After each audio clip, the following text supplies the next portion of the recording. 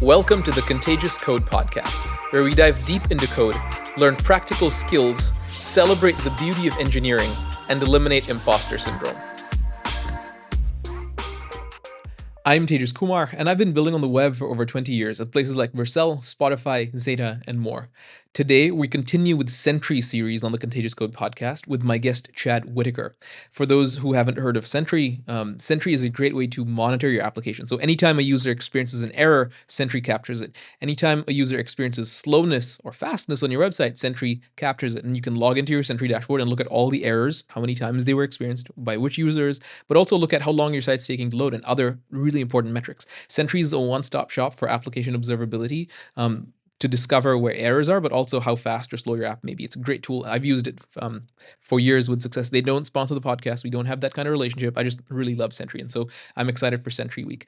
In the discussion today with Chad, we go deep on Sentry's open source strategy. Sentry has been one of the companies that has given the most money to open source. They care undoubtedly more about open source than the vast majority of companies out there. And my discussion with Chad today will convince you of that. They have given over six figures. They aim to give millions, literally millions of dollars to open source. And they really believe in the mission. They believe in making open source sustainable. In my discussion with Chad, we go into the details of how we're going to do that, or how Sentry plans to do that, and how they hope other companies follow. This discussion was recorded quite a long time ago. And the reason we're shipping it now is because we had to wait a bit to record the episode with the founder, David, which aired last week. And now that we have both, we can actually ship them together for Sentry Week. So, Chad, if you're listening, apologies for the delay, but I think it's really important to have Sentry Week and have one cohesive week for such a great company and tool. So, in our discussion with Chad, what we talk about is many, many things around the sustainability initiatives of open source, including its origin. But one key takeaway that sticks out more potently, perhaps, is how Chad's thinking around open source is. He says it's like a restaurant. You go in, you order your food, you sit down, you eat, and then you pay. And you don't give a donation, right? You're not doing charity for something that is free, but you just want to bless them. You're paying for the value you get, like in a restaurant. You don't just walk out. You don't just pay like $5 for a $20 steak. You pay the value of the work before you leave. And according to Chad, that's how we ought to treat open source. Indeed, that's how Sentry does treat open source. So really valuable discussion around open source and making it sustainable. And I can't wait to hear what you think on this on social media. Now, I'd like to offer this to all of you at no cost. This is very much separate to my day job. And the way we can do that is through sponsors and partners. Let's take a moment to honor them. The Contagious Code podcast is partnered with Code Crafters.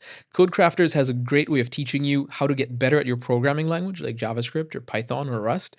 And the way they do this is by having you rebuild tools that we already use as developers every day in that language. So it'll be like build Git from scratch, build Redis, build Docker from scratch in JavaScript, if that's your language of choice.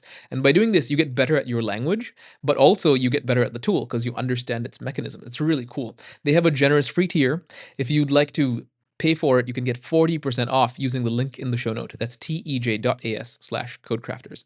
The Contagious Code podcast is also partnered with That Conference. That Conference is a multidisciplinary, family-first conference that happens in a water park twice a year. It's a really great event with some of the best keynotes around from people like Kent C. Dodds, Mark Texan, and others, including me. If you'd like to attend that conference for free, just share this episode on social media, specifically saying you want to attend that conference for free, and we'll enter you into a raffle to get it. It's that simple. Finally, the Contagious Code podcast is partnered with Stately. Stately is a great way to visualize the flow of state through your applications using state machines. Once you design your state machine as a diagram, you can export it to JavaScript and fill in the business logic that triggers transitions between states. Then you've basically got an application. All you have to do is build UI around it. It's a great way to build deterministic, robust, and testable applications. They also have a framework for working with large language models called Stately Agent, giving you guardrails and determinism for agentic workflows. If you'd like to give any of this a try, go to stately.ai. Hey, thank you so much for sticking around. And now for my very special discussion on Sentry Week with Chad Whitacre. Chad Whitacre, thank you so much for coming on the Contagious Code podcast. I'm so excited to talk to you today about open source, making it sustainable, and your commitment to open source. Yeah, absolutely. Thanks for having me on, Tejas. So you're the head of open source at Sentry. And we can talk about what what that means, and specifically even what the OSPO. I see this acronym going around at various large companies. Before we get into all of that, would you be willing to give a little bit of an introduction to maybe yourself, your involvement in open source and Sentry, for the listeners who maybe aren't yet familiar, and then we can go from there. Sure, absolutely. So my name's Chad Whitacre, and my role is head of open source at Sentry. So I've been in open source for a long time. Started my career in about 2000. Got into open source in like 2002-ish. Involved in the Python community for a long time, web dev, and kind of the web dev boom of the aughts in the Python community at the time. Everybody had their own web framework, and the ones that sort of survived were Django and Flask. So I participated in that web dev boom in the aughts in the Python community. And kind of experience firsthand what it's like to have these competing, this tension, I'll say, between wanting to work on open source and needing to make money. Okay. Yeah. And the tension that can exist there sometimes. So then in the teens, I did a startup called GitTip, later called Gratipay, which was a crowdfunding platform primarily for open source maintainers. So it has since given way to things like Open Collective and GitHub sponsors and Patreon and things like that. And now here, 2020, I joined Sentry, and now I'm head of open source at Sentry. So Sentry is an application monitoring platform, deep roots in the open source community. 2008 started as an open source side project, and has now grown to, I think we're up over 300 employees. Right. So I get to work at Sentry, and one of the big things we try to do is give back to open source maintainers that we depend on, and it's a lot of fun. So you've got quite the tenure in open source. It seems to have been something that has been sort of salient in your entire career from almost day one until today. It's true. I didn't really realize that the term was coined in, what was it, 1998, I think? It was even before. I think it was I think it was in either the 80s or the very, very early 90s by O'Reilly, and it was Future or something. There was like a visionary company. I forget the name. But anyway, maybe you probably know this better. Okay. Well, free software was Richard Stallman in 83, 85, I think is when he started the Free Software Foundation. The term open source was coined by Christine Peterson in, I believe it was February of 98. I don't think it was 99, I think it was 98. And then they started in February, they started the Open Source Initiative because they just celebrated the 25th year last year. So that'd be 98, and so I started my career in 2000, got into open source, like I said, 2001, 2002, and didn't really realize for years that like open source had just been coined. It was a new thing. And I kind of, like you say, I've sort of, my career sort of progressed along with it. You seem to obviously be somebody who cares deeply about open source. I think a lot of the listeners of the podcast do. Sentry does as well. I know this from various people who I've spoken to at Sentry. And the reasons for that, I think, are manifold, right? Open source matters because software that's not just free of cost, but free in spirit, that you can then redistribute and repurpose for whatever, moves the world forward. Like most of the world is built on open source. So if I was to ask you, like, why do you care so much about open source? I feel like this would be the obvious answer. But I'm curious if there's more nuance around this that we can capture that maybe isn't so obvious. Sure. Well, I think a word I would bring in at this point is community. That's really kind of the background or the grounding. I mean, you go back, like we said, open source dates to 98 as a term for what we're talking about. Free software goes back much further. And even before the term free software, people were sharing software for decades before that. And it did have this kind of community aspect to it. It's like, especially in the early days, when the internet was young and, you could count the number of nodes on the internet, like fit it all on one 8.5 by 11 piece of paper. Everybody shared their software. Most folks were at universities, or kind of research organizations inside larger companies. So there was this kind of spirit of collaboration and sharing and community. And that's really the kind of the milieu that free software came out of, the free software movement.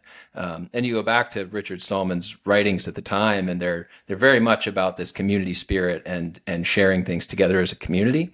And I think fast forward to today, that's still essential to open source, is this kind of spirit of collaboration and sharing and community, like you say, moving forward together. That's so. Who is Richard Stallman for the listeners who aren't familiar with the history of this? Mm-hmm, sure. So Richard Stallman, also known as RMS, was the founder of the free software movement. So his origin story is he was a hacker at MIT in the AI lab, if I have it right, and wanted to hack on the printer. They got this fancy new, brand new laser printer or whatever from Xerox, like one of the first, and they wanted to make some modifications to it, and Xerox didn't share the source code. So this is like an early instance of kind of the development of this tension between sharing and not. And so this like lit a fire in Richard. He's like, I want to make changes to this printer, but I can't because of this corporation that's, not sharing their source code. So he was he's very much an activist, and a philosopher really, and a hacker. I mean, so he wrote, GNU, is Richard Stallman's project, that sort of, was hand in hand with the free software movement. Wow, we should really get Richard Stallman on the podcast at some point. Well, that would be so cool. Look up the history. There's a lot of history with Richard. Yep. Okay, so you started around the same time open source as a term was coined, and it's been really important to you since then for those reasons. And you sort of had your come up through the Python side of the world. What we do on this podcast is draw lines from point A to point B. And oftentimes it's because these lines are not very clear. So the line between open source and you, that's very clear. The line between you and Python in the early web dev space, that's very clear. The line between you and Sentry, I'd love it if we could draw that. And the reason I ask is because Sentry has proven time and time again to really care about open source, because like all the Sentry frameworks, libraries, even I think the company's metrics are open source, some of them. So it's very clear that Sentry cares about this. It's very clear that you care about this. What did that look like? And I know that they just, for example, acquired the Syntax FM podcast because, again, that's a very open source forward podcast. Where do you and Sentry intersect there? Did they find you? Did you find them? Was it just, hey, I love open source, you love open source, let's collaborate? What was that like? I love it. I love drawing the lines and connecting the dots. So the connection between me and Sentry. So again, Sentry started life as an open source side project in 2008. David Kramer, wrote a 70-line Django plugin and put it up on GitHub. He was active in the Python community. I was active in the Python community. So we actually crossed paths pretty early on. So when he started, I never ran Sentry before he put it up on Heroku as this little $5 a month plugin. That was the first commercialization of Sentry in 2012. So 4 years just as this, Django plugin. And then he and Chris Jennings, our other co-founder, were, paired up by then in 2012, put it up as a Heroku plugin. And that's when I started using it. So I used Sentry, I was one of the first customers of Sentry in late 2012. I have a commit in Sentry from 2013, which is like a typo fix in the docs or whatever. And I would run into David and, Armin Roniker was our first employee, the author of Flask. Like I said, I was part of that kind of a Python web dev boom. So I knew Armin from the Python community. So I kind of go way back with those guys. And then when 2013, I was doing my startup GitTip, and we were Sentry customers. So we're using Sentry. That's why I was, reading their docs and making typo changes, PRs. But also Sentry was a customer of mine. So, Sentry's interest in giving back to open source goes way back. Even before Sentry, David supported open source just personally has since. So Sentry was a customer of GitTip and gave money to the open source community through this platform that I built, GitTip. I ran that for about 5 years and then took a couple years, sort of, I don't want to say break because but it's sort of like, went and did some other stuff. So what I'm saying is there's a gap between when I finished up with GitTip Gratipay of about 2 or 3 years, and then when I started at Sentry. And then I was working as an engineering manager at this, larger kind of enterprise security company, and saw this opportunity come up at Sentry for an engineer on their open source team.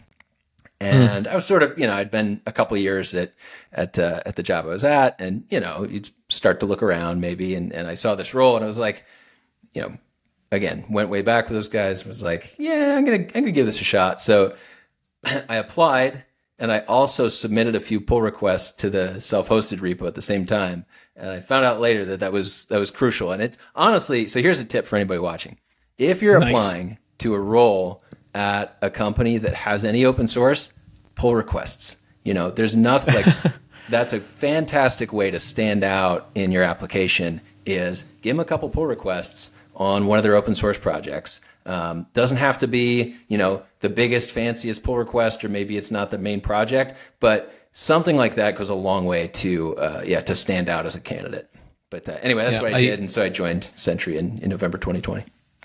That's so cool. I fully echo that. I've worked in roles where we had open source projects, and whenever we noticed like salient recurrent PRs from external parties, the conversation almost always happened like, oh, maybe we should hire them. What are they up to? That's such a great tip, and that's so cool to hear. That's how you got involved in open source, but it's not open source. Excuse me, Sentry. But it's also so cool to hear that these are the folks you've just rolled with for such a long time. Pretty much. Incredible. So you've got more of a history with Sentry even before joining them. I think Definitely. That is so cool. Okay, thanks again. So GrataPay was your startup, and it was GitTip, right? Yeah, started life as GitTip, and then GrataPay, we renamed it.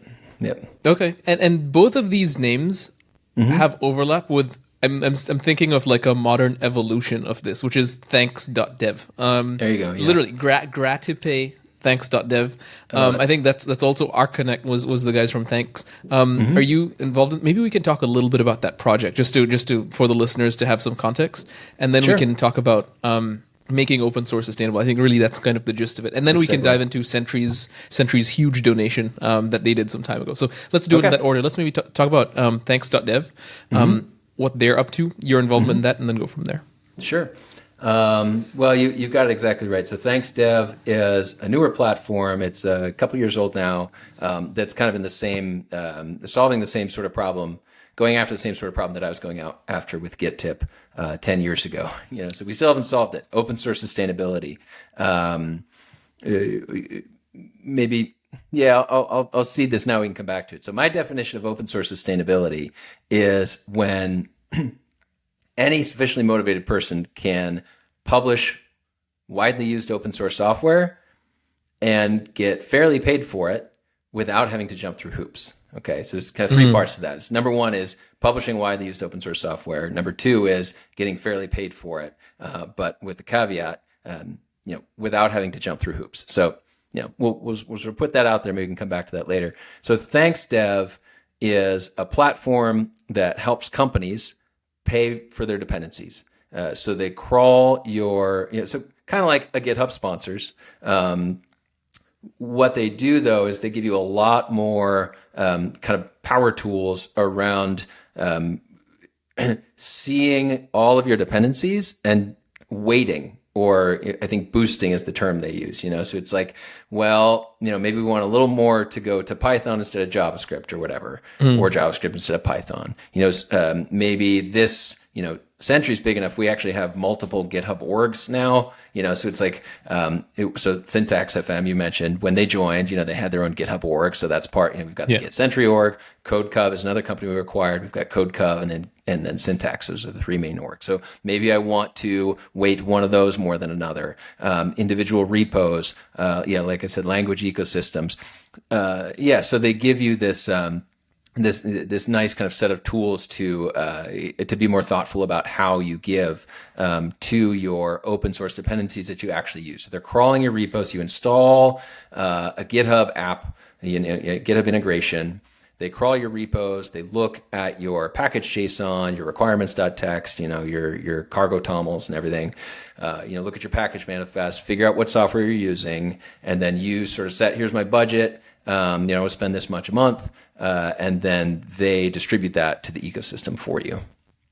And you can boost based on your preferences. For example, I really like Matteo Collina as an open source maintainer. I'm going to support him extra. Is that sure? You can just assign more weight. That's incredible. I have a funny story to tell you actually about how I met the Thanks.dev folks. Let's connect the dots. I was exactly. I was it was December of 2022, and I was in Australia for a conference in Sydney. And out of nowhere, I was in Sydney minding my own business. Out of nowhere, Ali, one of the founders, just randomly DM'd me and was like, "Oh, you're in Sydney? I live in Sydney. Can I buy you lunch?" I've never met this person before in my life, but why not? I love it. What else am I going to do? And so we end up going to lunch, and we start talking about open source maintainability or sustainability. And he goes, "Hey, I built this thing exactly as you mentioned, right? Like it will crawl you just like log in with GitHub. It looks at all the repos you give it permission to look at, and will, like you said, package.json, requirements.txt, cargo.toml. It'll just look at it'll look at the giants on whose shoulders you build, and then show you them and give you the opportunity to give them money." And I was like, that's so cool. I actually asked if I could be like some type of early angel investor or something like that, and they didn't accept it. But I think I think it's really cool that this is happening. So does Sentry then use Thanks.dev as part of giving, or is it just more individual? We definitely use Thanks.dev. Maybe I could talk a little bit about Sentry's program at this point. Yes. Is this a good time to bring that up? What were we going? We had three things we were doing. Where are we at? This is a good time to bring that up. But I do want to, and I've made a mental note, so we're not going to forget. But I do want to talk about your definition as well of sustainable open source. Sure. So widely used project, paid fairly, and without jumping through hoops. I believe those are the three. So we'll come to that. But let's talk about Sentry's program and then the integration with Thanks.dev, since we're already on this trail. Sure. Right. So again, Sentry was a customer on GitTip a decade ago. So Sentry has always given to open source. Okay, always given back financially to open source projects that we depend on, maintainers in the community. Awesome. When I joined in November of 2020, I think it was. I don't think it was 2020. I think it was 2020. Indeed, the job board company, right? Yeah. Indeed. There's a fellow by the name of Dwayne O'Brien, who at the time was running the OSPO at Indeed, the open source program office. And he was kind of an early pioneer of developing kind of more rigorous programs at larger companies for giving to open source. So he developed a program called the FOSS Fund, the FOSS Contributor Fund. And it was pretty simple, poll his developers once a quarter. They pick a handful of projects that are important to them and to the company, and then give each of those projects $10,000. So it was like $50,000. 5 projects times 10, 4 times a year was his program, FOSS Contributor Fund. Sentry was the recipient one time. This is like 2020. Cool. So this is a few years after we raised our first round of venture capital in 2015 and started hiring employees in 2015. So, this is a few years after we'd raised venture capital. We were probably into our second or third round, but still had this, the folks using us inside of Indeed were like, Sentry's a cool open source project. We should give them $10,000. But we had all this money in the bank. We're off and running. So we didn't actually need the money. We were like, cool, thanks, guys. What we did is we turned around, matched the money, and then gave out, $20,000 or whatever to whoever, right? Brilliant.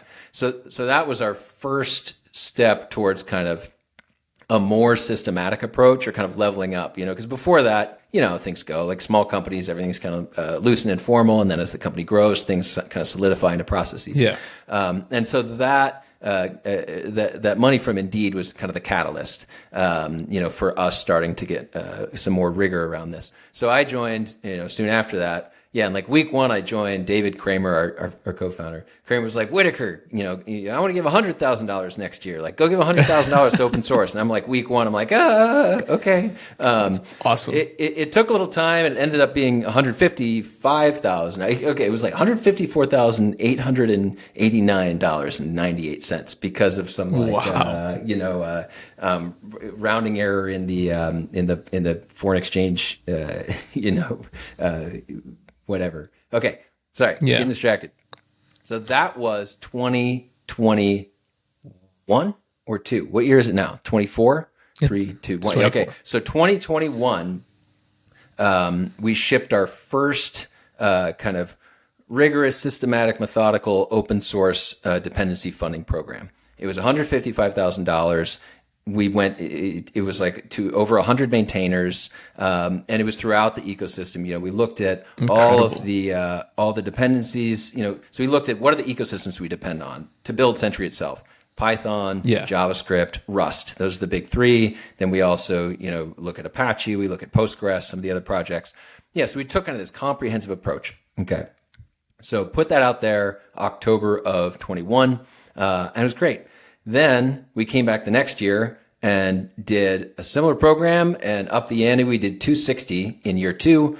And then this past year, so maybe 6-7 months ago now, so October of 23, we shipped the 3rd iteration of this annual kind of systematic funding program that we've got in place at Sentry. And that was 500. So 500K to open source dependencies. And, it was like, I'm sorry, I don't have the charts up in front of me. I think it was like 500. We went from 100 maintainers to 500 maintainers, 500K to 500 maintainers. So that's a little bit about Sentry's program. And so Thanks.dev was the main platform I used this past year. So I did a pilot project with them 2 years ago, and then this past year they were the main one. I honestly wrote them a check for like 460 and was like, hey guys, go, give most of this to open source maintainers. And, it's been great. We do also use GitHub sponsors, and I'm trying to remember if we did anything directly on Open Collective. I think Thanks.dev managed our Open Collective stuff this year. But we do also use GitHub sponsors. That's so $500,000. Yes. Just to open source. That's incredible. To over 500. Wow. I can't even fathom this because I keep hearing left and right, open source isn't sustainable, and it isn't. But there was I've been around long enough that there's been a number of efforts that I've seen. Sure. Similar to things you've mentioned, right? Some companies, some projects, some maintainers will also have open collectives or like Patreons. Like people try, and there are some success stories. I think of people like Mateusz Buzinski or Anderist on GitHub, very, very popular, contributes to the TypeScript project. Also Sindre Soros, like these folks, definitely Sindre, like his entire career is just open source. Now he lives off of it. But I think it's so cool that Sentry would allocate $500,000 for open source. I have to wonder about how this goes with like the board and the capitalist side of the world. You've got investors. You have to. They want us to do more. The board loves it. Look, Sentry is a developer tools company, okay, and Sentry has, like I said, we have deep roots in the open source community, and the developer audience or community and the open source community are pretty well overlapped at this point. So these are our people. This is who we're building for. This is who we're selling to. This is who we're working with. So to be honestly, for us, like it's a core brand commitment. It's like a core part of Sentry's company culture. A core part of the business we're trying to build in the world is to be kind of a model open source citizen. A company participating in the open source community. So giving is just naturally part of that. But like I have some questions about this because so we're currently in the middle on the Contagious Code podcast of founder CEO series, and we sat with a founder, the co-founder of Terzo database. That episode will come out in some time. And we were talking about founding a company and being a founder CEO, and he mentioned investors, and he called them lizard people. And he was he meant it jokingly, but he also said, look, the real investors, they themselves know it's kind of a meme, so it's not really offensive. It's just we talk this way. Sure. And I've heard time and time again that some founders face this like pressure to grow and make more money. I want to 10x everything year on year, and then I hear that companies like Sentry give away $500,000.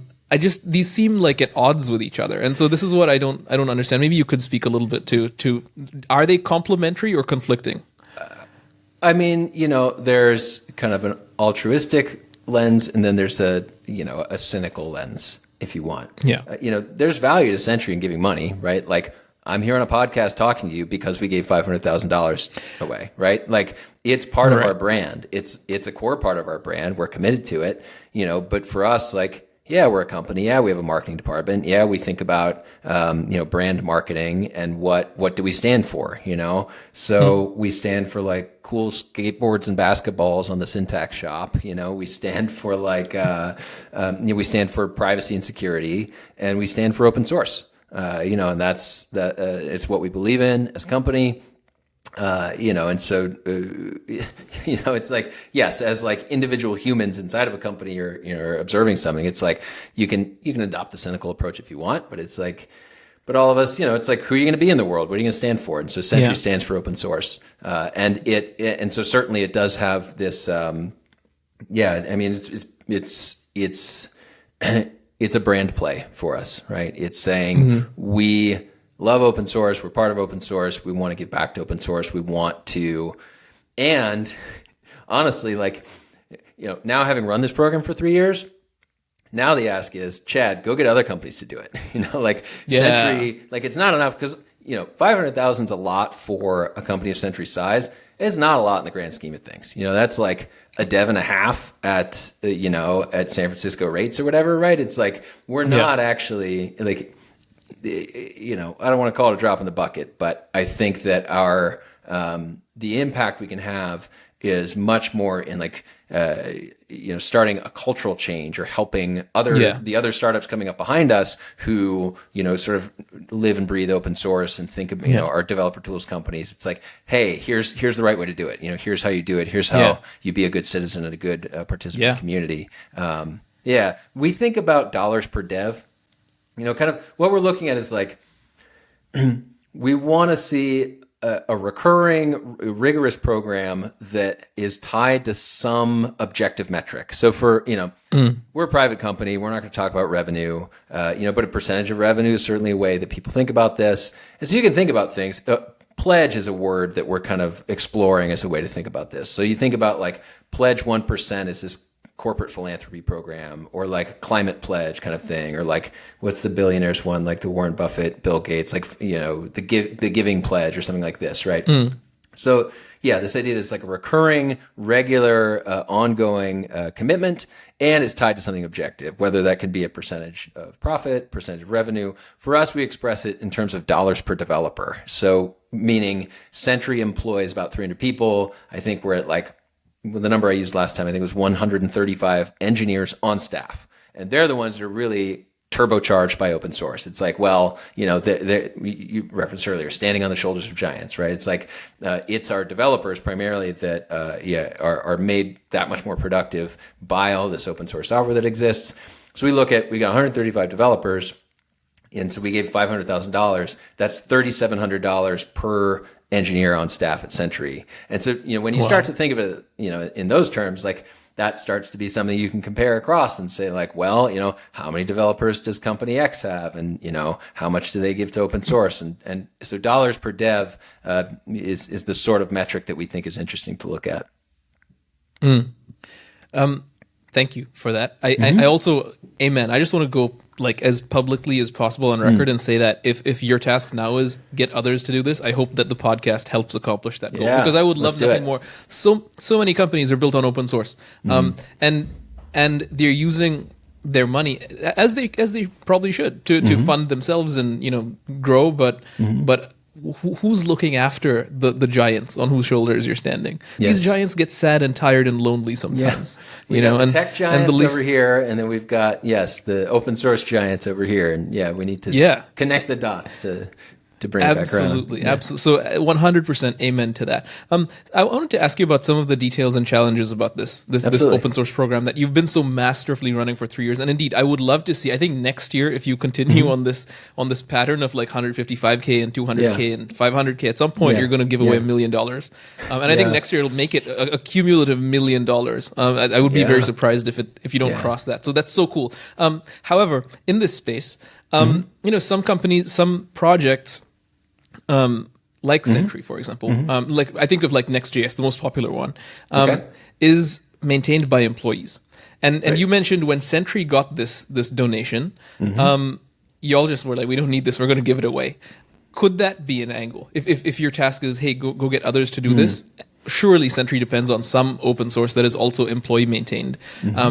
Would that be one potential avenue to say, hey, we're donating this to your company, but if you want to pay it forward, we're happy to have that conversation? Has that been discussed yet? Honestly, that's a new one, Tejas. Good work. I haven't thought specifically about doing it that way. Yeah, going to Vercel and being like, hey, Vercel, like here's a portion of the budget. Why don't you turn around and give it away? Because Vercel does some stuff, but it's we really are trying to. That's the big task this year is pull together enough companies. So we got this thing called FOSS funders. Okay. Actually, Dwayne that I mentioned earlier, he's the one that started it. I built the website, and we're adding it's primarily a call every other week for people inside of companies that want to build funding programs to discuss discuss people's programs that they're building and best practices and things like this. So there's a call every other week. And then we have a website where we collect logos of companies that do have public commitments to giving to open source. But the bar is really low to get onto FOSS funders. It's like, if you give anything at all once, then we'll put you on FOSS funders. And that's fine. Any little bit helps. But what we're exploring this year is, again, this idea of a pledge or something that says, hey, Vercel, I guess I don't want to name too many names here, but, it's like, like what we're trying to do is like, can we get, 4, 6, 8, 10 companies like Sentry to band together and say, you know what, we're not just like, we're not going to pretend. We're not. I actually don't think pledge is quite the right word, because a pledge is a promise for something you're doing in the future, right? Yeah. And every, like the blog posts that I put out the past 3 years, it says, we just gave, so like we just gave $155,000. It's not we planned to give, correct. We did this. Yes, we gave this money to open source maintainers. So I think we need to kind of work on the framing of it a bit, but somehow get together, 6 or 8 companies with a real commitment, like dollars per dev or percentage of profit or something like this, and come out strong and say, look, we're giving open source, are you? Yeah. Right? Like, and sort of, I almost want to make it this like club that it's like, well, if you want to be in this exclusive club, you have to give at least, $2,000 per dev or, 1% of your revenue or something. To build this. So maybe that'd be a way to seed it, would be to like, or maybe that's just, I don't know. It's there's some good trolling opportunities in here, Tejas, because it's like, we're not going to do this, but should we make a donation to Vercel for Next.js? Be like, and just see what happens. Yeah, right. I don't know. We'd maybe coordinate a little better, but interesting idea. Yeah. To be fair, we're picking on Vercel just because it's an easy target. It's a low hanging fruit. Next.js is employee maintained, but this is just an example. I want to be very clear. We love Vercel. We have Guillermo Rausch speaking about it here on Sentry at CEO season. Do a lot together too. Sure. Yeah, exactly. So, but in all honesty, I would love to see that. I have another question about this, because like indie open source projects are usually, they're seen as like free spirited, awesome. Like this is like you mentioned, even the founding story of Sentry was like this hacker just building his project on a smaller scale. Yes. But then what happens is companies get involved, or they become a company, and they sort of. And maybe this is just my false subjective perception, so you feel free to check me here, but at some point when a corporate entity backs an open source project, developers start to like smell it, and it smells different and strange. Yeah. This happened with React. I mean, React came out of Facebook, but Right. there was this whole controversy around patents. I don't know if you remember this, where they had a very restrictive license, similar with HashiCorp and Terraform, or Yep. even most recently with Redis. I've seen you speak about this. Could you maybe talk about that, about some of the ethical dilemmas? You've been working open source for so long. Have you sort of encountered issues, dilemmas, where you work for a corporate entity, but it's open source, and is there tension there? What does that tension look like? Yeah, I mean, absolutely. This, you know, I've been working open source, I guess, for call it 20, 25 years. But again, it goes back 50 years before that, right? So, and going back to what we were saying earlier, like Richard Stallman in the early 80s was wrestling with this tension between, you know, the community of hackers that were freely sharing their software with each other to get stuff done, and, you know, and then the you know, corporation, Xerox in that case, coming in, and you know, the tensions there. So these tensions have been with us for a long time, and you're right that the tensions are there. And this is something that, yeah, we think about a lot. We actually had, so, I mean, let's just be honest. So Sentry relicensed, okay? So Sentry, let's give a little bit of the history. So Sentry 2008, 70-line Django plugin, and it was unlicensed at the beginning. So David, you know, this is like '08, Wild West. You just throw stuff up on GitHub, and who cares about licensing? So that's what David did. And it took a year before he bothered to put a license on it. And he put the BSD3 clause on it, okay? Because, again, this sort of like, you know, just share stuff. It's like, I don't care about this. Like, you know, there's copyleft licensing and then permissive licensing are kind of the two kinds of licensing in open source. You know, I don't know if we need to get into that to explain for folks. Let's just summarize that, because there's people listening who I'm fairly confident, have no idea about anything you said. So BSD3 clause, copyleft, permissive. Yeah. Okay. So, you know, so open source comes out of free software, and really there's this 4 freedoms. Okay. And this goes back to, you know, Richard Stallman's essays in the early 80s, where he talks about 4 software freedoms. The freedom to read, run, modify, and share, redistribute your code. Okay. Awesome. And so if a software, and the way that you grant these freedoms to other people is through licensing. All right. Because which is just a big document that accompanies the software. A big or small, right? So the MIT license is very short, but the GNU public license, the GPL, is very long. So there's kind of 2 fundamental strategies to kind of encode. Here's what we say at Sentry. Let me do it this way. Open source. This is my onboarding session that I give to every employee that starts at Sentry. Nice. Okay.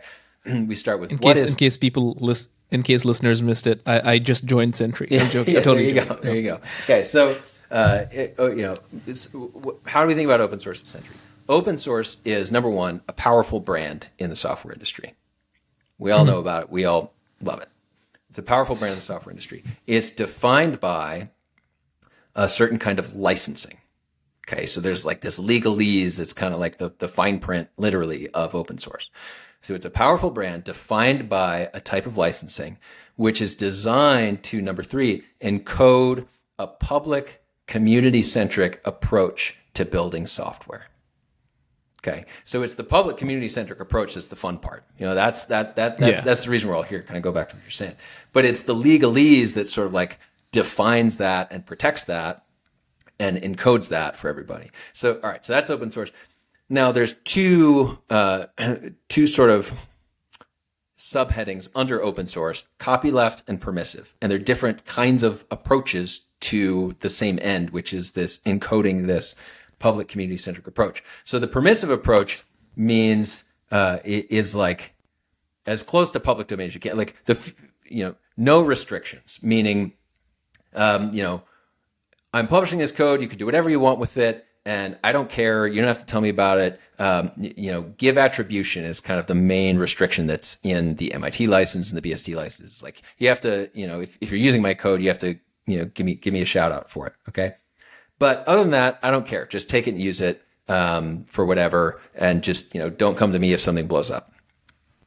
Though that is being contested. We're not going to go into all that. Okay. That's permissive. Copyleft is using the law to try, is much more about like a clever legal hack to try and force people to share. So permissive is like, hey, do whatever you want. We're all friends here. I don't need, or not. I don't care. But just like, here's some code, take it and run with it. I don't care. Whereas copyleft is like, we're a community and we need to, like, if you want to be part of our community, then you have to share alike. Okay. So that's the GNU public license and others like it. That's copyleft. So copyleft is this long legalese that says, if you take our code and share, then anything you build on top of it also has to be shared. So you're trying to like force people to share. Whereas permissive is like, you're just sharing and you don't, you're not trying to use the law to force people to share. So those are the two kind of broad approaches to, to encoding this public community sharing approach to building software in the law. All right. Is that good for a summary, Tejas? Perfect. Okay. That's perfect. So Sentry is very much in the permissive stream, or the permissive kind of open source tradition, let's say. Let's dial back out. Where were we? What was I explaining? Why did we go down that rabbit hole? We were talking about the ethical dilemma. So like when open source projects are backed by corporate entities after a while. Gotcha. Yes. Okay, right. And then I was sharing the history. So Sentry 2008, put the code up, don't even think about licensing. A year later, all right, I guess we need to think about licensing. I want to think about it as little as possible. And so I'm just slap. So the BSD is the Berkeley Software Distribution License, which is a short permissive license. It's basically like, do whatever you want with it. It's fine. Yeah. So it's the lazy maintainers. I really don't care. I just want to write code. I really don't care. I just want to write code. Yeah. I'm not here trying to be a lawyer. Okay. Yeah. All right. So then fast forward, again, started commercializing. And so, 08 launched, 09 licensed, 12 is when they kind of started exploring commercialization with the Heroku plugin. 2015 is when they reformed as a Delaware C Corp and took venture capital and started hiring employees. All right. So 2015 is really the start of Sentry as a startup, as the startup that we see today. Okay. 2019, we relicensed from BSD to a non-open source license called the Business Source license. And this is the one that HashiCorp used. With Terraform. That just hearing that name. You wrinkled your nose when I said that, Tejas. Yeah, it made me so uncomfortable. The Business Source license. You might as well just be like, we're not. This is not free anymore. And I don't mean free of cost. I mean free of spirit. Anyway, sorry. Yeah. It made me visibly cringe. Anyway, I will let you continue. So there's a lot to unpack here. How much time do we have? What do we? It's quarter after now. I'm actually a little bit serious. What is our time that we're aiming for, just to make sure we pace the conversation?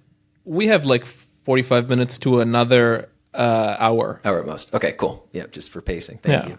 Okay, yeah. So, but we could go longer if you want. It's interesting stuff, but feel free. Okay. So there is a tension. I want to acknowledge that. And I would express this between community and corporation. Okay. And I actually want to do a lot more thinking on this. So you're getting some, we're workshopping this together. Okay. Beta thoughts. Yes. Let's make that very clear also for the listeners. Don't use what he's about to say against him, everybody. This is flow of consciousness. Yeah. All right. So, on the one hand, you got community. On the other hand, you got a company or corporation. And both of them are somehow ways of organizing people into groups. Yeah. And I think what I would sort of tend to say is that both have their place. I personally, I'm not like an absolutist on one or the other. I think corporations have their place in our world. I think they're Yeah. an amazing way to get stuff done. That like the sort of rigor and discipline and that it takes to, I've driven Toyota cars and trucks, all my life. I love Toyota. Like the stuff that they put out, the quality. I turn the key and it starts, and I got a '91 Toyota pickup truck, and it's running great. I'm having a lot of fun with it. So I think corporations are awesome and they produce great stuff. I think community is awesome and is vital to living a full human life, is to be part of communities together. Okay, so I don't see, I'm not an absolutist for one or the other. I think in open source, open source is so interesting because it sort of brought these two together into, I'm going to use the word dialogue. Okay. So it's like, here you've got the open source community that is producing all this software sort of without thought for, almost without thought for economic incentive, right? It's sort of like, it's a little bit painted itself in the corner, if you want to go that way, because it's like you can't actually charge for open source software. That's in the licensing. It's like part of the definition of open source is like, I mean, sure, you can charge for it, but who's going to pay for it? Because they can take it for free, right? It's like it's like the strength of open source is also its weakness, or its Achilles heel, I guess maybe. And so, but coming back to your question about the bad smell that goes along with a company relicensing. Okay. Yeah. Especially to the business source license. Yeah, the business. Well, okay. So now, so all right. Let me finish the timeline. 08, 09, 12, 15, 19. We relicensed from BSD to business source license. 2023. Right about the time that we were doing our last funding, payouts, we published our own license called the functional source license. Okay. And this is Sentry's Inc. is Functional Software Incorporated DBA Sentry. So that's the name is really just like a placeholder name. It's like, we didn't want to argue about the name anymore. We argued about it a lot. And so we were like, screw it, functional source license. All right. So FSL. Functional source license is a version of the BSL, the business source license, that's cleaned up a bit. Because the BSL, the biggest problem with the business source license, the BSL, is that there's a giant fill in the blank in the middle of it, and every company fills it differently. So it's not one license. So HashiCorp's BSL is very different than Sentry's BSL, which is different than MariaDB's BSL. They're the ones that made it. Okay. So, all right. So the functional source license is our cleanup of the BSL. And that's what we're under today.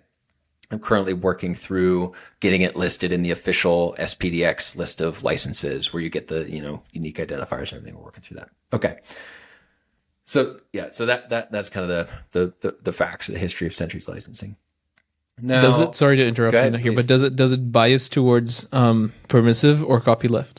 Well, so we see it as in the spirit of the permissive open source, it has, this is where the rubber meets the road. So it has a non-compete. It's a non-compete license. It says you may use this software for any permitted purpose except for commercial use. Is that how we say it? Competing use. No, we call it competing use. So we define competing use. We say, and here's the thing. Sentry makes our money on SaaS. Yeah. All right. So we got 90,000. This is interesting. Sorry, I don't mean to interrupt you, but I fully understand this because I've seen Elastic get abused by an abuse of the permissive license that it had, right? And then AWS has OpenSearch, which is basically just Elasticsearch, and it's you build an offering on open source and then completely like cripple the company that invented it. Yeah. And so I can understand the nuance here. I just wanted to appreciate that. So I get the non-compete piece. I'm interested to hear you speak more about that, especially it's like its sense of its differentiators from the permissive spirit. Yeah. Now, what I want to try and communicate is that there are limitations in the FSL that make it not a true open source license. but it's not a closed license. It's not a closed source license. There's this really wide range between open source and closed source. Okay. And I'm going to throw another term out here. You ready, Tejas? Come on. We're working on a brand for this space in the middle. So we got open source, we got closed source, fair source. Okay. You heard it here first. This is what we're going to be coming out with later this year. My best guess would have been semi-open source. Semi-open? So fair source, much better. Yeah. Well, and look, I guess, okay, so let me do a little more of the story. So yes, relicense to business source license. The reason that we bothered making the functional source license or got into that game at all of making a license is because a year and a half ago, we bought a company called CodeCov, okay, code coverage tool. All right, so we acquired CodeCov. It was a closed source product when we bought it, okay? And we're like, hey, we're an open source company. We want to open this up. So, it was like day one when the guys showed up, Eli and Jared showed up and, were introduced to the company. I grabbed them after the all hands was like, all right, so when are we open sourcing CodeCov, right? So it's like, this is, again, it's part of Sentry's company culture. It's part of how we operate. Awesome. And it took us 6 months or 8 months or whatever, but we did it. So we, did all the work of like, cleaning up the repos and getting the secrets out and figuring out processes and stuff and published. It was a celebratory moment when we finally clicked publish on the repos, right? Awesome. And then we published a blog post that said CodeCov is now open source and went to the top of Hacker News. Should be awesome, but CodeCov was under the business source license. Uh-oh. And we said CodeCov is now open source. So we got an earful from Hacker News, and that was the moment when we really kind of took on board, okay, let's not fight over the term open source, right? Let's kind of yield on that. And this is, so like the next day David published a follow-up that was like, okay, fine, we back off. We're going to go off and think for a while. And we did. So, Adam Jacob, who's the guy that made Chef, and is now doing System Initiative, in the Twitter conversation around, I call it the CodeCov kerfuffle, Adam gave us this tweet that was like, hey, how about this? Why don't you go off with other companies that, care about this? Come up with your own name. Just like, don't use open source. It's like, figure out your own values, brand that, and then stand behind that proudly. Okay. Awesome. So, that's sort of what we've been doing since then. And we're emerging from that tunnel from 9 months ago with this term fair source. So we're going to be, because here's the thing, Tejas. We took CodeCov, which was closed, and we published it. Okay. So that's a move from, because again, there's a whole range between closed source and fully open source. Okay. Between open source and closed source. And we need some way to celebrate when companies go from closed to something, even if they don't go the whole way to open. Okay. Now there's, like the painful and the kind of, the things that get talked about are when companies go from open source to more closed. What we don't talk about is going from closed to more open, because what we're seeing is no company. This is the heart of it. Sentry's core product was under BST and then moved to BSL. It wasn't React. You talk about React at Facebook. You talk about Kubernetes coming out of Google, right? Or Golang or something like this. That's not like Facebook newsfeed is not public, right? Yeah. Google search is not public. So this idea of a company's core product, and now we're at the point where this current generation of, engineers and technical founders, they grew up with open source, we're going back, I've been around a tiny bit longer. And so I sort of came up with it. That's what I was saying. I didn't realize that open source hadn't just been around forever and it wasn't just the way everything worked, right? And that only has become more true. So I think that we have this generation of founders that just sort of naturally get open source and want to do that. But we don't have it figured out how to make your core product open without jeopardizing your business. Yeah. Right. And that's really what, like, so there's this balance. There's like, okay, so the way that we think about it is this. Richard Stallman, go back to those 4 freedoms. It's all about user freedom. What do I as a user have the right to do with the software? Okay. And that, for Richard, it's like this moral absolute. And what we kind of realized upon reflection after the code cuff kerfuffle was developer sustainability matters. The universe is not just, like all about user freedom. Like there's this balance. There's this like, you know why Xerox did that? It's like there's some devs at Xerox that wrote that software, and like Xerox needs to pay them, and like it's like you if you're the pragmatic approach that I would take, which is that like community and corporations are both fine things to have in the world. Let's negotiate. Let's negotiate between the two. I'm not an absolutist. It's like we have to tear down all the corporations and only have communities or whatever. Yeah. Or heck with the communities, and it's all about the corporations. Like I think we need to negotiate the two. So what we're trying to do is elevate developer sustainability to a value on par with user freedom, fundamentally. And that plays out in 2 ways. On the one hand, as consumers of open source software, we give money back to the people that make that software. Okay. Right. As producers of software, for things around the edge, we use open source licenses and we share. So we have projects like Symbolic and Symbolicator and, a requests testing library or responses, right? Mm-hmm. Yeah, responses. And some others. So we have our, true open source project that we share that are kind of around the edge. But then for our core product, we've developed this functional source license. We're carving out fair source as kind of the name for that. But there's real value in self-hosted Sentry. Yeah. So we don't monetize self-hosted. We've got tens of thousands of users of installations of self-hosted in the world that aren't paying Sentry at all. So like there's real value there. It's not just just because there's that non-compete on it. We're saying you can't start another SaaS business. Like you can't. Yeah. AWS, GitLab is the one that was threatening us. 2019, GitLab was about to ship Sentry, as part of their suite. And that was really the crisis moment for us when we decided to relicense, was to prevent GitLab from stealing our lunch. Wow. Yeah.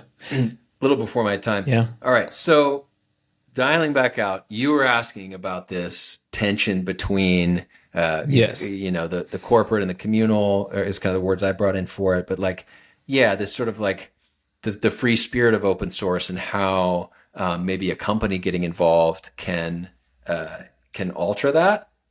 I think you're right.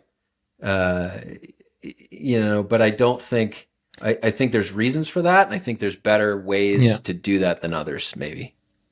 Whew. That's such a thank you for that answer. I so long-winded. I so applaud. I so appreciate. No, it's perfect. That's like the whole reason this podcast exists is to capture such nuance. Because what do we have, man? We have like on YouTube, we have people going like, "This is bad. That's good." Like it's very absolutist and binary. There's a lot of down with corporations and let's all just get naked and dance. And this is not. I don't. And I think just the statement that. It is not just open source and closed source, but there's an in between. Yeah, that alone is so valuable for me and the listener. So, even with the functional source license, since publishing it, we've had 4 other companies release their projects under the FSL, and so those were things that were closed that are now more open than they were before, and let's celebrate that. Let's find a way to celebrate that. Yeah, I don't know. Exactly. Right, and fair source license. Yes, functional source license and fair source is because there's other things like I think you mentioned Elastic, but MongoDB, they've got their own licensing. We'll be bringing more of this. I'm working on a website now with folks, but yeah. I like the fact that it's called the fair. It's called fair source in general because open is open for everybody, but it's also open to abuse, as we talked about with Elastic and HashiCorp. That's the way to put it. Yeah. And yeah, I think fair is it's not just open, but it's open and fair and closed, and it needs to be closed in some places to be fair to everybody. And I really appreciate that because especially when it's the core. I've worked in a consulting fashion for a long time for various open source companies that are, unfortunately, these companies, if open source is sustainable correctly, don't even need to exist. I'm talking like, for example, of Crab Nebula. I don't know if you've heard of Crab Nebula. It's the company that came out of the Tauri open source project. Okay. So Tauri, are you familiar with Tauri? A little bit.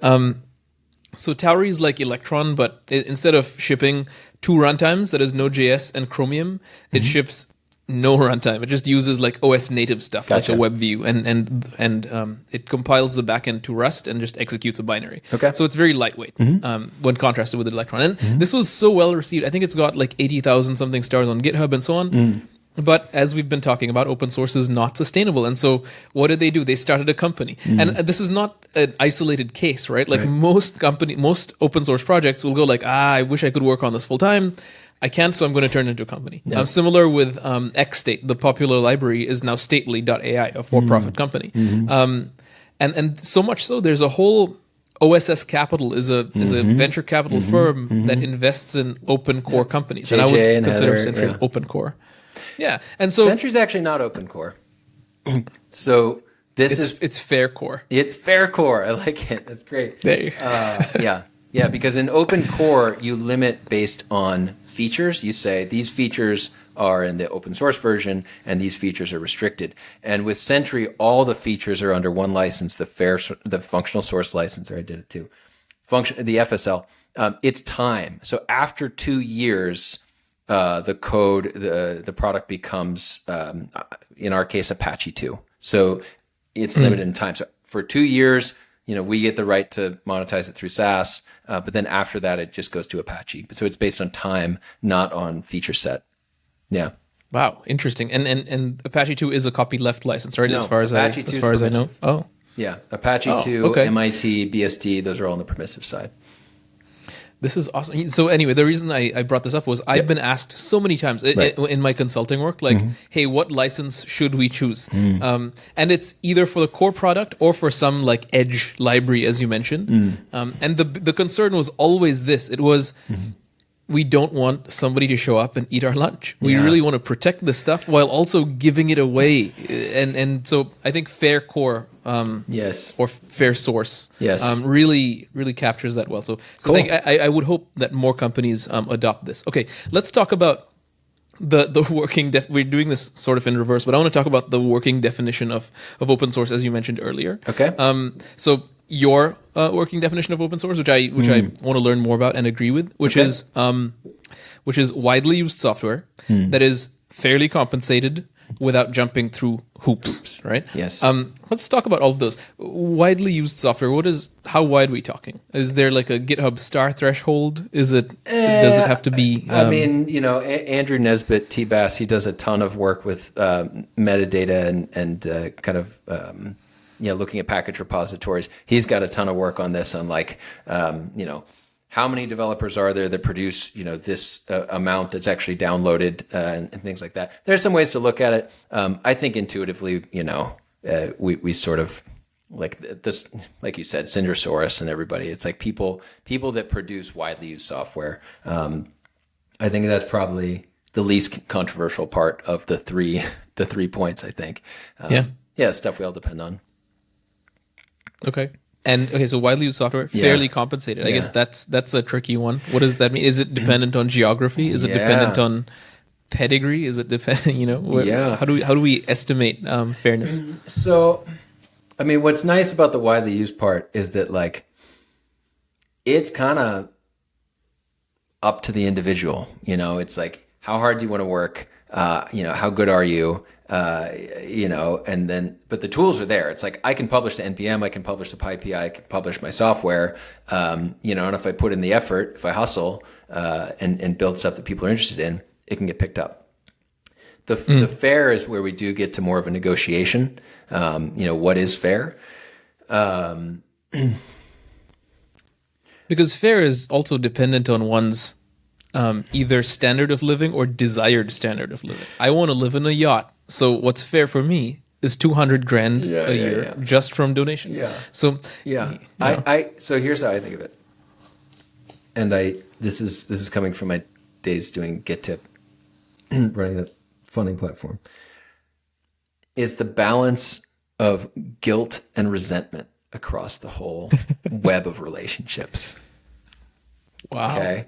I mean, look, let me see if I can tell this succinctly. One of the most fun things we got to do with GitTip, because GitTip was like, let's do everything new. And it was, so there was like a dozen things that we were trying to innovate on, which is really too much to try and do in one company, I learned. One of the things we were innovating on was how we compensated ourselves. We implemented take what you want compensation. Okay. It was built into the product. So you would have, because it's a funding platform. So you have money coming in, and then the money would go to a team, a project on GitTip. And so GitTip was a team on GitTip. It was funded on GitTip by donations on GitTip. Okay. And, we had, I think at our peak, it was tiny, but it was like $500 a week or whatever. So it's like, all right, so we have this little pool of $500 a week. And anybody who showed up and gave us a pull request, as part of, reviewing and merging the pull request, it'd say, hey, do you want to join our team on GitTip? And they'd be like, oh, what's that? And I'd be like, cool. And I'd add them. And now they're part of a weekly funding distribution, and they're at a penny a week. So meaning like you give us one pull request, you're added to the team, you get a penny a week. But here's what's fun, and this is built into the software as part of the platform. You were the only one that could change the amount. So the admin or the manager of the team could add you and remove you, but actually didn't have the capability in the software to change the amount of money you're receiving. So Tejas, if you showed up and gave us a pull request to add you, you're at a penny a week. But you could see what everybody else was taking. Okay. So it was actually public on the internet, that you could see who's taking what. And so then both things were in your control. You controlled how much effort you put into it, and you controlled how much money you took out of what was available, knowing that, it was visible to everybody else. So that's sort of where I developed this idea that fair is the balance of guilt and resentment. And it's such a complex algorithm. I mean, this is like what you're saying. It's like to try and determine it sort of centrally, is really, I think, I think what we have with like salaries and companies is about as close as you can get. It's sort of like evolutionarily stable. But if we want to, kind of like make an evolutionary leap in this, I think that's the sort of thing it looks like. Is that take what you want experiment that we did with GitTip. So, plan to unpack over the next, few decades there, but that's kind of a little bit of how I think about that one. So I like this thesis because it implies that if for example, let's use Sentry as an example. This is again just an example. Sentry would feel some type of guilt, so to speak, or you would as the head of open source, for not compensating, let's say Sundari, fairly, and the open source maintainer would also have some type of resentment if offered something maybe offensively low, because your work is so. Right. What I'm hearing is just balancing both of those is the key to arriving at what's fair, and this is obviously not something you can decide unilaterally. You probably have to have a discussion. I think foundations are really important. I want to bring this up. We have open source foundations. So the OpenJS Foundation, the Rust Foundation, the Python Foundation, et cetera, PHP Foundation, Ruby. I think it's a couple, right? I think these foundations are going to play an increasingly important role. I mean, they already play a very important role. I think it's going to get more important. I think that the legislation that we're seeing in Europe and also kind kind of falling along behind in America are going to drive a lot of this. But Are you talking about the Digital Markets Act, for example, in Europe? Or I'm thinking about the Cyber Resilience Act, oh the yeah, CRA. That's a whole nother podcast episode. We're not going to go down that rabbit hole here. But I do think that foundations are going to continue growing in scope. I see foundations as having a great opportunity to be that venue where the members of the community kind of hash out that what's fair. So like here's sort of what I envision practically. Companies like Sentry. I'm actually thinking of dialing, because what Thanks.dev gives us is a way to give to individual dependencies, long tail individual dependencies. I'm not sure that's actually the most efficient way to do it. I think that it might be better if Sentry gave a larger amount to a foundation, like the OpenJS Foundation, and then let the foundation be the ones that steward the community that says, all right, who in the community actually needs the money? Who in the community, and sort of like, because here's the thing about a community. A community is people that take care of each other. Okay. A community is people that, like that sort of, again, I want to do a lot more thinking of community and companies, but yeah, there's something about a community where it's sort of like mutual aid or taking care of each other or like having each other's best interest in mind and not, like a different kind of economic relation. But I think, I just want to bring the role of foundations in there. I think is going to be the best venue to have that negotiation about what's fair. So it's not like Sentry deciding with Sindre, but it's It's the foundation. It's Sentry giving to the foundation, and the foundation. And so if we imagine this a little bit more together, Sindre would be a part of the foundation, as would people like Tim Newtkins from Next.js or Sunil Pai from Partygate, like whoever's working on open source. They would. So I'm surprised this doesn't exist. I mean, is there no open collective for people with it does open to an source? Extent, and we're seeing more and more of it. I think so. What I've seen so far is most foundations don't pay devs. Most foundations are marketing organizations. Most foundations run events. So the CNCF, I saw Chris Aniszczyk was saying, he had some tweet that's like, CNCF is 60 to 70% of their budget going to events. Okay. So KubeCon, yeah. So Sentry has an event staff. It's not 70% of our budget, right? Like, I don't know the exact numbers, but like much more of our budget is our developers. Like if you think about here's what it is. I think that open source foundations in the limit have the opportunity to become these sort of like weird communal software companies. Okay. Where they're sort of the negotiation point between, community and market, community and corporation. So they bring in some programming language here, right? Like they've got both interfaces, they've got, And so I think, so what we see so far is some PHP is the furthest along with this, the PHP Foundation. They're one of the newer foundations. And from the start, they're like, we're here to pay devs. We're here to pay devs to work on PHP. So they have 10 full and part-time developers that, contribute, the bulk, at least 50%. I forget if it's like 50-ish or 80-ish. I think it might be 50-ish. That, like make 50% of the commits to core PHP. Okay. Wow. That's awesome. And there's others that are like that. Django has fellows, and Ruby Central, I think it is, just has a security engineer now. Rust. I just saw Rust. Microsoft donated $1 million to Rust to kind of for this purpose of hiring devs. We're seeing that for core. Okay, so the people working on PHP are working on PHP core. The opportunity I think foundations have is to become that kind of arbiter or like community steward for the community. Okay. So that long tail of hundreds of developers working on thousands, in JavaScript is tens of thousands of kind of widely used modules.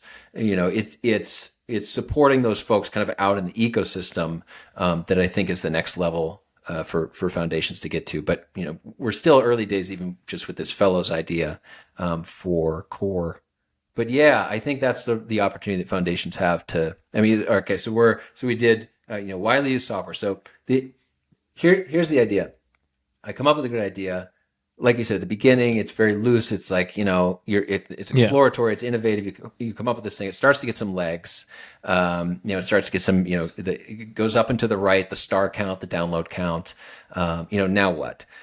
The transition, Mirko Bem, I think his name is, from Linux Foundation Europe, he talks about in regards to the CRA that we're going to see brighter lines between roles. So individual developer, then open source software steward is the term that Europe is writing into law that they're using for these foundations. Okay, so from individual developer to steward to then manufacturer is their term for a company producing software commercially. Okay, so these three roles, you're going to need to see more brighter lines between them. It's like which role are you playing? Okay, so I'm an innovative hacker and I come up with something, and now I need to bring that project underneath some more corporate governance, community governance, really. So under that steward governance, bring it to a foundation. Now the foundation manages it, and maybe then like I'm saying, I think there could be an economic relationship there with the foundation that can be interesting and wonderful. But that's how we're going to get to. I publish something, it gets picked up, paid fairly. That negotiation suggesting happens at the foundation level. Yeah. But then the third piece maybe we can get to is this without jumping through hoops. Yes, I want to get to that, but I do want to ask one more question about this foundation steward layer, which is, it sounds a lot to me like a trade union. Because in open source, everyone's paid the same, aka nothing, usually, unless they're employees. Yeah. And this is sort of why unions exist, no? So that employees can sort of lobby for their rights and strike if they need to, or be noticed. And ultimately, it's all towards the end of sustainability and thriving for various industries. So, what am I missing here? What's the difference between being a fellow in a foundation and belonging to a trade union of open source devs? I don't think that you can get to a trade union without rewriting open source in similar ways as the business source license rewrites open source. Like its limitations. It's like, look, it's built into the licensing that it's like you don't have any leverage for negotiation. Right. So I'm a dev and so I like publish you said, this thing. Yeah. I was just going to say, like you said, it sort of shoots itself in the foot by very virtue of being open and free-spirited. I mean, we already do strike. We burn out and quit on projects, and it doesn't matter. It's like there's no leverage there that I can see. And gaining leverage, creating leverage would require, fundamentally altering open source. I mean, it's kind of what Bruce Perens is trying to do with his post-open initiative, which is like, come up with a central entity that manages us all and essentially like is a negotiating peer with a corporation. Yeah, right. And I don't think, I think the more interesting. Could it be that just open source is just broken by definition? Well, yeah, because it's a glitch in the matrix, man. Okay. It's like it doesn't. Yeah.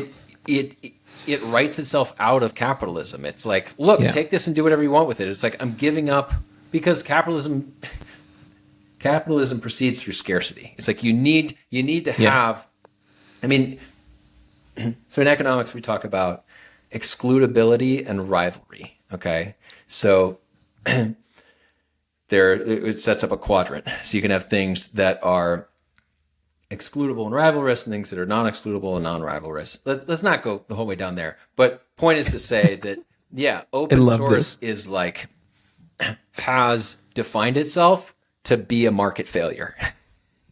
Yeah. Because like markets are not the way that you fund public goods. Public goods are non-excludable and non-rivalrous, meaning like you breathe air, I breathe air, I can't stop you, but it's like there's plenty of air to go around, so it's abundant. It's an abundant resource. Whereas, a common pool resource is excludable. It's rivalrous but non-excludable, which is what we have in open source, which is maintainer. All right, we are going down this rabbit hole. Maintainer retention is a rivalrous resource. Okay. Mm-hmm. The code tab on GitHub, where you see the actual code and you can download it if you want. Yeah. That is a public good, meaning non-excludable, non-rivalrous. If you download it, I can download it. A billion of us can download it, and the additional marginal cost is negligible. Okay, Fastly might argue otherwise. The issues tab on GitHub is a common pool resource. It's non-excludable, meaning anybody on the internet can show up and file an issue. Okay, but it's a rivalrous resource. Our maintainers, a human only has so much attention to give to those issues. Okay. So there's two types of economic good at play in open source. All right. Now, markets are not designed evolutionarily to address either of those, to provision either of those kinds of goods. Markets exist to provision excludable rivalrous goods. Okay. So like this is the third silly little kid's water bottle I've bought off of Amazon. I went to, because like I bought it 15 years ago for my kid. Do we get video? Is there video with this? I'm showing something. There will be. Okay. There will be. Yeah, so, and for those who are just listening on audio, he's showing a water bottle. A silly kid's water bottle with a green top and some design on it. Okay. And so I bought this, and then 10 years later it was worn out, and then I bought it again. And Amazon was like, "You last purchased this 10 years ago." I was like, "Oh, thanks, Amazon. You know too much." Okay, my point is, me using this water bottle, it's excludable and it's rivalrous, meaning you can't use the same water bottle as me, and and I can prevent you from having it by holding it, right? Okay, and that is the sort of economic good that the market, the corporations are designed to provide. All right, they're not designed to provide public goods. They're not designed to provision common pool resources. Government is what provides public goods, roads and bridges, clean air and water and whatever, right? Like these are these, and it's funded through taxes, so like we force people ultimately at the end of a gun to give money to this central thing that then provisions the public good for the rest of us, sort of like the sketch, the abstract ideal. Okay. And then common pool resources are this interesting kind of, sort of like a quasi thing where you end up with these quasi-governmental, like partially private, partially public kind of mashups of institutions that manage the resource. But all that is to say, yes, you're right. Open source is fundamentally broken if we think about from the frame of reference of market dynamics. And this is why I find it so poignant that we really want it. Like we want it to work. We've spent we really and we've spent decades, Chad, decades and decades and decades of trying to get it right. Because what's the alternative? The alternative is to recognize, hey, we've been trying to fit a square peg into a round hole, and it doesn't work. It doesn't work. It's broken. Let's just give up. But we can't give up because we don't want to. And so I'm not giving up, Tejas. Gosh, it's like Batman and the Joker for like 20 years. And so this is why this discussion is happening. Does Batman win eventually? It just goes on forever, right? Because Batman's whole thing is I'm never going to kill anyone, and the Joker's thing is I want to die, so you're going to have to kill me, Batman. And they will never. It's in the great movie The Dark Knight. It's what happens when an unstoppable force meets an immovable object. This is open source. And so it sounds impossible. However, I do have hope based on our discussion. Dark Knight. I definitely. And there is hope because Batman maybe wins. Anyway, we won't go down that hole. But okay, so I just wanted to acknowledge that and inspire some hope. And I think that sets the basis for this hoops, because right now, coming to the third pillar, we have to jump through hoops, right? Yes. Let's talk about what those hoops are and how we can eliminate them to make sure people do get fairly compensated for widely used open source projects. Sure. Yeah, no, great connection. We're connecting the dots. Hoops. There are many, many ways, in the same way that we've shared software for, 100 years now or whatever, 70 years, 80. This tension between kind of community sharing and corporate restriction of software has been with us forever. And I call this open source subsidization to distinguish it from open source sustainability. So sustainability is when anybody can, publish software, have it get picked up, get paid fairly without jumping through hoops. There's plenty of hoops that you can jump through to subsidize your open source work. You brought up consulting a little bit ago. That's kind of the classic, business model that is used to subsidize open source work. So you're not getting paid for the open source software you're producing. You're getting paid for something around it. You're getting paid for installing it for people or helping them, modify it for their use case or, for your expertise in it, to coach and educate their developers or whatever, right? You're getting paid for something adjacent to open source, but not for the thing itself. So subsidization is what I mean by hoops. Adjacent business models. You could, there's, I don't know if we put some links out there, but, there's a great chart I saw on Twitter back in actually 2017 where I forget the guy's name is Nate something, if I remember right. And he's like, ways to monetize open source. And the chart is like, you want to go this route? Well, here's your new role. And it's from the point of view of a programmer. So it's like, if you're a programmer and you want to subsidize your open source using this method, here's your new role. So it's like, I want to start a company around it. Okay, congratulations. You're now a CEO, right? I want to fund myself on Patreon. It's like, okay, congratulations. You're now a content creator as well, right? On down the line. I think he has mendicant on there as one of them, like I want to accept donations.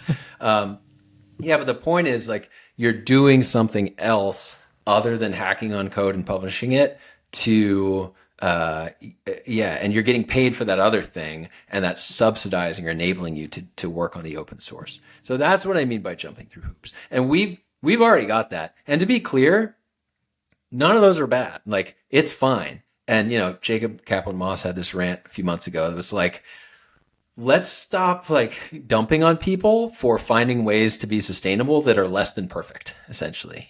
So it's like, look, if you come up with a successful business model that, a consulting business model that enables you to work on open source and, feed your family and get healthcare in the United States, like, great, that's awesome. Let's celebrate that. Yeah. So I want to be clear that like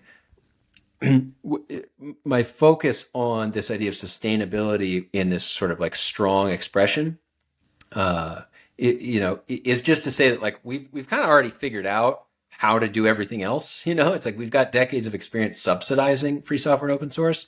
I think the new interesting thing in the world would be, like resolve the Batman Joker, like would be if we can get to this point where you don't have to jump through hoops, where it's like you publish the software and and look, I'm going to go off for a minute. I was just kind of mulling this over recently this week. Sentry's mission is to enable developers to ship with confidence. Okay. Sentry's corporate mission, enable developers to ship with confidence. So of course our products, are designed around that, right? You ship broken code to prod, you find out about it, CodeCov, you can, find out, stuff that's likely to break risk in your pipeline earlier, stuff like that. Okay. So that's our main products. But all of this open source sustainability stuff is really tied to our mission as well. Two ways. Enabling developers to ship with confidence. We depend on the open source supply chain, all of us, right? So we need that supply chain to be strong. We need those giants to be tended, well taken care of, so that we can stand on their shoulders. Okay. Yeah. So that is part of enabling developers to ship with confidence, is strengthening the open source ecosystem. And on the other hand, enabling developers to ship with confidence means enabling those, well, I guess it's really related. Like, so from our point of view, we want the software to be strong, but from the maintainer's point of view, like, they want to know that they've got healthcare in the United States. They want to know that, that they're going to have, it might not be, what they could make living in the valley, but like a comfortable living, right? Where they can, support a family or whatever, in their personal life. Which from that even comes confidence, just a different kind of confidence, but confidence nonetheless, right? Yeah. That's the tie-in, connecting the dots. It's like, yes. So enabling developers to ship with confidence, like we want that thriving, there's only a few thousand devs that write all of our open source software. It's like, I have a blog post called Funding the 5,000, because it's like in, Andrew Nesbitt that I mentioned earlier. When we looked at it, it was like, there's actually only a few thousand devs out there that are writing all the open source software we all depend on.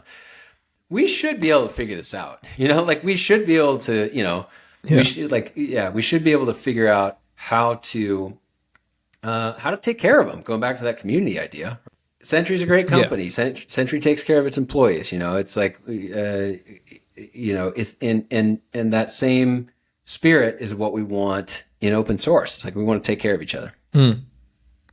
So the hoops are they have to find the hoops are they don't get to work uninterrupted on their thing with sole focus, because the hoop is, now I have to be a CEO, and I have to be a content creator, now I have to go be a get contractor. a job at Google and work part-time on a thing, like fit in, work nights and weekends and what I actually care about or whatever. Yeah, as opposed to, I'm just going to receive a fair compensation to build this date library that I just deeply care about, and do it with the guarantee of healthcare that gives me the confidence to know that me and my family are going to be looked after. And this is true sustainability, really, isn't it? Here's another one, Tim. Open source is a restaurant. Okay? You ready for this? Mm-hmm. It's not a grocery store. It's not a soup kitchen. It's a restaurant. In a grocery store, you got to pay first, and then you get to take the food home and eat it. In a soup kitchen, somebody else pays, and you get to eat it. Open source is a restaurant. So all of our companies are feasting year after year at the table. And the question is, are you going to pay the bill, or are you going to dine and dash? Can I push back on that a little bit? Absolutely. Because open source by definition can't be a restaurant, as we've talked about. Right? Because it writes itself out of the right to be compensated.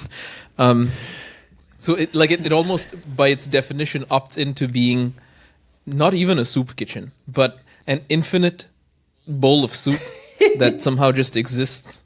An infinite bowl of soup. That's not quite as poetic. Open source is an infinite bowl of soup that somehow just exists. Well, you know what I mean? It's supposed to be like a free thing that just keeps giving somehow. The main point of that metaphor, because you're right, it does break down. But the main point of that metaphor is that when we gave $500,000 last year to open source projects, the way I think about that so cool. is I'm paying for the value we already got over the past year. Oh, that's awesome. I'm not. So it's. Yeah, you see what I'm saying? Like, I'm not paying for future value. It's not about ROI for me. I'm not saying, I'm giving you this $500,000. What are you going to give me for it? What am I going to get for it? I'm not going to follow. And this is why, the government, That's STF, so cool. I love what Sovereign Tech Fund is doing and some of these government programs, but they're still grant based. It's like, I have to pitch a grant that says, I will do this thing to this project, and then I get the money, and then they follow up. And it's like, look, if I build software and put it out there and people adopt it, they're getting value. They've already gotten the value. That's the restaurant metaphor. It's like, you already got the value. I love that. And now are you going to pay for it? Yeah. Now, you're right.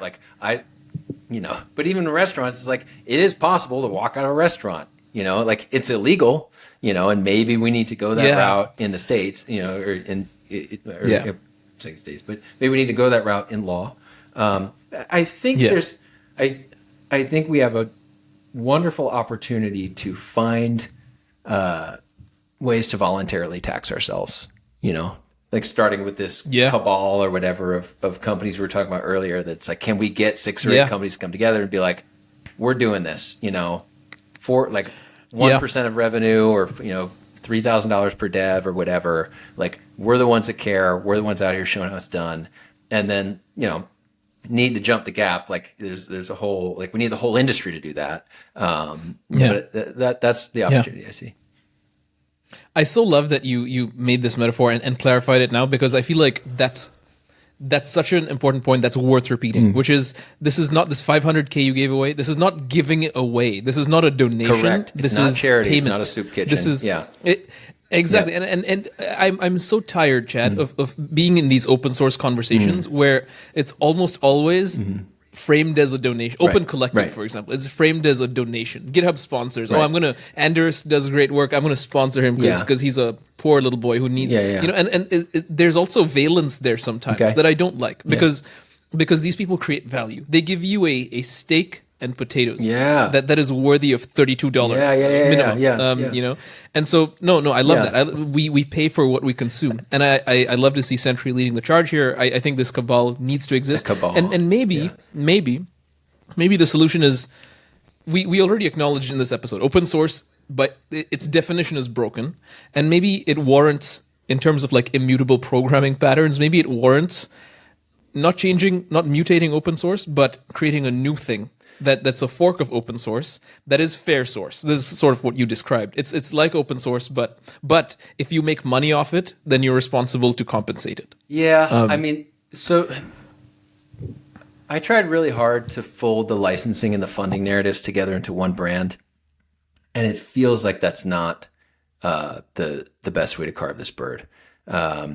So fair source for us is like, hey, we as producers of software, we want to continue. We want to sustain ourselves. We want to continue being a business. We want to stay in business. We want to do well as a business. So we're going to adopt this licensing that admittedly is not true open source. Open source is still great. Like, we love open source. We produce open source ourselves, this outside of our core product, and we consume tons of open source, and we want open source to continue existing. So we think that differentiating the two kind of lets the two flourish in their own. Be their best selves. Be their best selves. Yes, sure. Right. So the funding is really about like, because we know how funding works on fair source. It's just capitalism, and it's like, we're not going to give you this thing unless you pay us for it. All right, so that's fine, and we'll call it fair source. And it's good that that the software is shared, and I think we could talk about all the benefits of sharing. Short of open source, like democracy dies in darkness, like transparency, that there can be, especially with the functional source license with the 2-year, transition to open source, you're not nearly as locked in, or, if in shitification, if the product, if the company takes the product in the wrong direction, well, you can always go back to 2 years ago before it got shitified and take that and fork it, So there's interesting stuff there, but then on the funding side, it's like, let's let open source be open source, and and figure out how to fund it. So pledge is a term that we've been kind of thinking about for that. I kind of like Cabal though, that we stumbled upon here. Maybe the funding Cabal. I was thinking like a club, but I like this like funding Cabal idea. Maybe that'll be it. Same. We'll see. All right, let's wrap up. I want to ask you one final question, and I think I want this question to have a wide impact to the end of gathering this Cabal, right? Okay. The question is this: for those listening, and again, I mentioned when I was doing consulting, there was a lot of discussions. What license should we choose? Was discussion A that kept coming back over and over again, and discussion B that kept coming back over and over again was, how do we fund open source? We want to give back somehow. Do we hire our people who are opening pull requests on? We actually did this at one company. We just hired the open source contributors, or contributor. But how can we do it? And Sentry obviously is leading the charge here with the $500,000 and soon to be probably $1 million. If there's a startup or an enterprise listening, going, we want to do that, we just don't know how. What's the best path toward that for them? Yeah. And I realize this is going to be different per company, but if we can maybe take broad strokes from a 10,000-foot view. Sure. When is this episode going to air, roughly, Tejas? I have no idea at this point. Weeks, I think. Weeks? Definitely. Okay, so we're in May here, so maybe in June. Sure. So, the two things I'm actively working on right now, on the licensing side, fair.io. If you go there today, it's stubbed out, but maybe by the time this airs, there'll be more. Let's talk after, and we'll publish this just as you put out fair.io. How about that? We can do that. Yeah, let's talk after. Because I think we're aiming for late June to get this out, to get fair.io out. So cool. All right, so fair.io, if you're interested in this licensing question. On the funding side, I'm going to mention two things. I'm going to mention FOSS funders. Again, I mentioned it earlier in the call. FOSSfunders.com. We have a call every 2 weeks, and it's really about bringing people together who are trying to build funding programs inside their companies. Okay, so that's a great place to get connected with other people doing this and learn about ways that you can pursue this in your company. The second thing under the funding side is this pledge or cabal or whatever it's going to be. That that's an attempt to go beyond FOSS funders and put some real dollar signs, dollar zeros, I guess, behind the dollar signs. So that's in the works. If you want to be out front with us and on pulling that together, get in touch with me. We're aiming to launch something around that. Probably later in the year, probably around the October timeframe when we get our own funding thing out the door this year. So that's a little further out, a little less developed. So FOSS funders in the meantime, and keep an eye out for the pledge/Cabal later this year. How's that? That's perfect. Let's leave it there. Listen, Chad, it's been wow, what an episode. Yeah. First of all, we rescheduled it. Thank you for doing that, Thank because you. the audio is already better. But I would be so remiss if I didn't profusely, profoundly thank you for coming on here and sharing your expertise from the origins, really, of open source to the line between you and Sentry, and Sentry's efforts to give away all that is given away, and not give away but compensate, and then diving into all of the licenses, the nuance between them, the fact that open and closed are not binary but there's fair in between. On behalf of me and all the listeners, thank you so much for coming and sharing this with us today. Tejas, this has been awesome. Thanks a lot. Thank you for joining my discussion with Chad Whitacre. I hope you're as moved as I was around open source, around the value of the work, around the shoulders of the giants that we stand on every day. And I hope you feel as motivated as ever to join the cause and make open source sustainable in whatever way you can. It is indeed akin to a restaurant and not a charity. And I hope we all start paying it forward. I intend to, certainly. In fact, the Contagious Code podcast, any amount of money we receive, 10% of that goes to open source.